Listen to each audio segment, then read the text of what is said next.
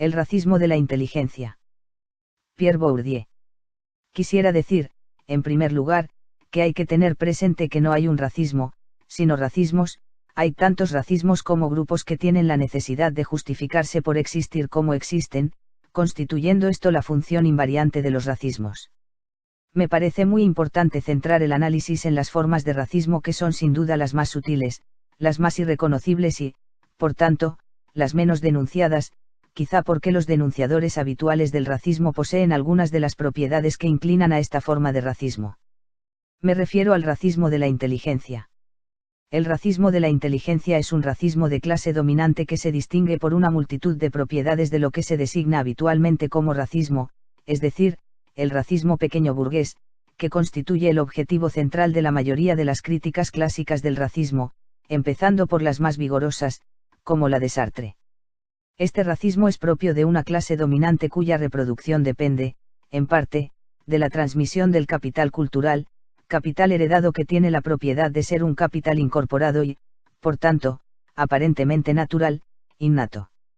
El racismo de la inteligencia es lo que utilizan los dominantes con el fin de producir una teodicea de su propio privilegio, como dice Weber, es decir, una justificación del orden social que dominan.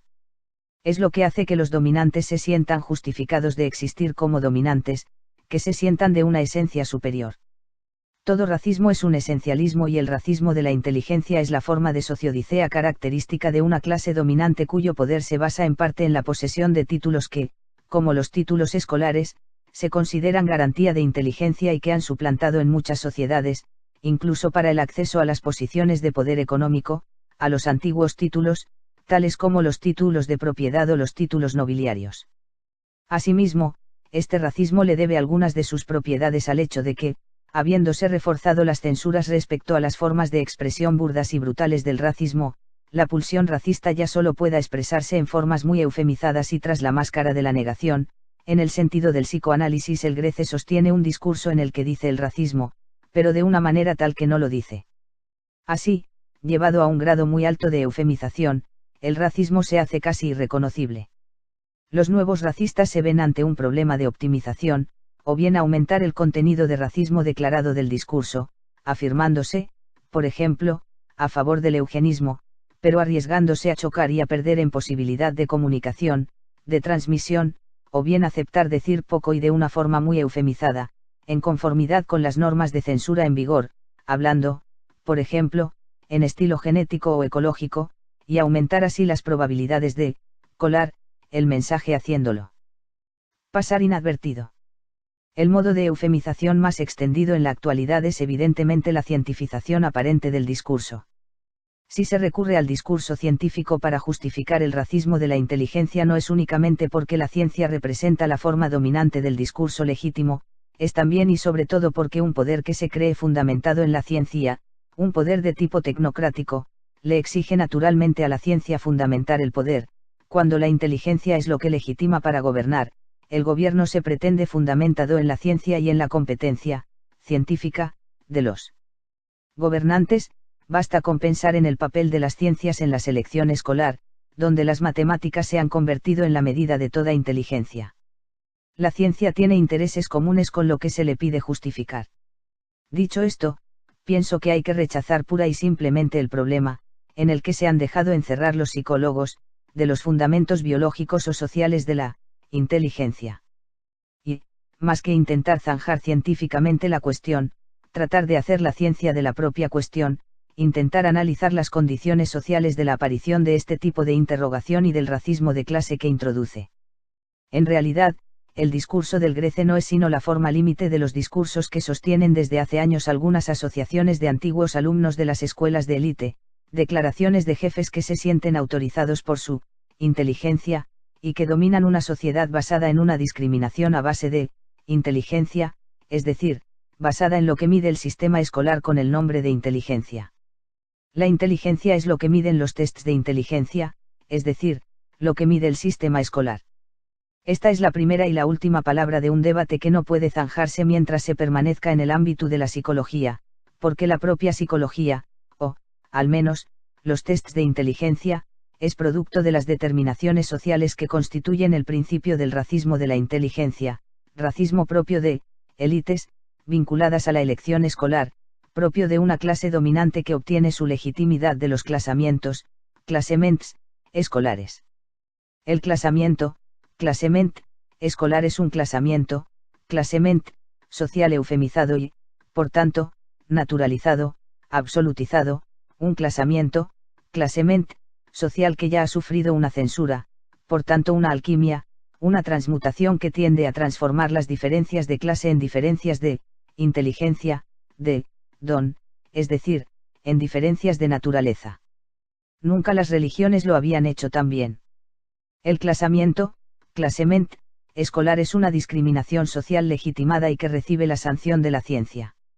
Es aquí donde se encuentra la psicología con el refuerzo que le ha proporcionado desde sus orígenes al funcionamiento del sistema escolar.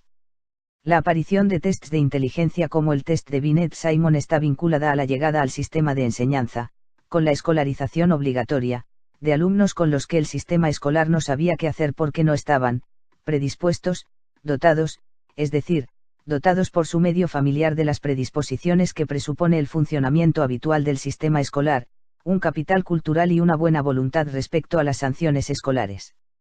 Estos tests que miden la predisposición social exigida por la escuela, de ahí su valor predictivo de los éxitos escolares, están bien hechos para legitimar de antemano los veredictos escolares que los legitiman. ¿Por qué esta recrudescencia en la actualidad del racismo de la inteligencia? Quizá porque numerosos docentes, e intelectuales que han sufrido de lleno las repercusiones de la crisis del sistema de enseñanza están más inclinados a expresar o dejar expresarse en formas más brutales lo que hasta ahora no era sino un elitismo de buena sociedad, quiero decir de buenos alumnos. Pero también hay que preguntarse por qué ha aumentado también la pulsión que conduce al racismo de la inteligencia. Pienso que ello se debe, en gran medida, al hecho de que el sistema escolar se ha visto enfrentado en fechas recientes a problemas relativamente sin precedentes con la irrupción de personas desprovistas de las predisposiciones socialmente constituidas que tácitamente exige, especialmente de personas que, por su número, devalúan los títulos escolares y devalúan incluso los puestos que van a ocupar gracias a esos títulos. De ahí el sueño, ya realizado en ciertos ámbitos como la medicina, del numerus clausus. Todos los racismos se parecen. El numerus clausus es un tipo de medida proteccionista análoga al control de la inmigración, una respuesta contra la aglomeración suscitada por el fantasma del número, de la invasión por el número. Siempre estamos dispuestos a estigmatizar al estigmatizador, a denunciar el racismo elemental, vulgar, del resentimiento pequeño burgués. Pero es demasiado fácil. Debemos jugar a los cazadores cazados y preguntarnos cuál es la contribución que aportan los intelectuales al racismo de la inteligencia. Habría que estudiar el papel de los médicos en la medicalización, es decir, en la naturalización de las diferencias sociales, de los estigmas sociales, así como el papel de los psicólogos, psiquiatras y psicoanalistas en la producción de eufemismos que permiten designar a los hijos de subproletarios o de inmigrantes de una manera tal que los casos sociales se convierten en casos psicológicos, las deficiencias sociales en deficiencias mentales, etc. En otras palabras, habría que analizar todas las formas de legitimación de segundo orden que duplican la legitimación escolar como discriminación legítima, sin olvidar los discursos de aspecto científico, el discurso psicológico, así como las afirmaciones mismas que nosotros hacemos. Notas. Epígrafe 21 del libro Cuestiones de Sociología, 1999, Editorial Istmo, Madrid. El traductor ha optado por traducir classement como clasamiento. Solamente quisiéramos subrayar que la palabra en francés también significa clasificación, en el doble sentido del término, lingüístico y social. 1. Intervención en el coloquio del MRAP en mayo de 1978, publicada en Cahiers droit et liberté, Reisis, Societés et aptitudes, apports et limites de la science, número 382, páginas 67 a 71. 2. Méconnaissable, término que significa habitualmente, irreconocible, pero que viene de méconnaître, desconocer, no reconocer.